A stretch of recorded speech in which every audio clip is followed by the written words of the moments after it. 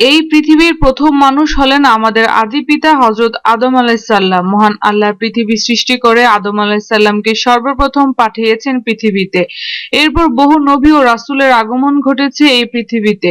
আমরা কোরআন ও সহিহ হাদিসের মাধ্যমে বিভিন্ন নবী ও রাসূলের শারীরিক গঠন ও বৈশিষ্ট্যের কথা জেনেছি। তবে তার মধ্যে সবচেয়ে আলোচিত হলো পৃথিবীর প্রথম মানুষটি দেখতে কেমন ছিল। বিভিন্ন সহিহ হাদিসের মাধ্যমে জানা গেছে হযরত আদম আলাইহিসসালাম শারীরিক গঠনের দিক থেকে বিশাল আকারের ছিলেন।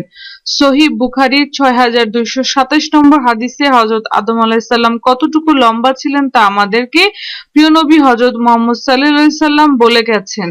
আরবি সংখ্যা থেকে হিসাব করে জানা গেছে হযরত আদম আলাইহিসসালাম ৩০ মিটার লম্বা ছিলেন। সেই হাদিস মোতাবেক সৌদি আরবে হযরত আদম আলাইহিসসালামের একটি পোশাক বানানো হয়েছে। সৌদি কর্তৃপক্ষ এই বিশাল আকারের পোশাকটি তৈরি করেছে যা দেখে মানুষ অনুমান করতে পারবে আদম আলাইহিসসালাম কতটুকু লম্বা ছিলেন।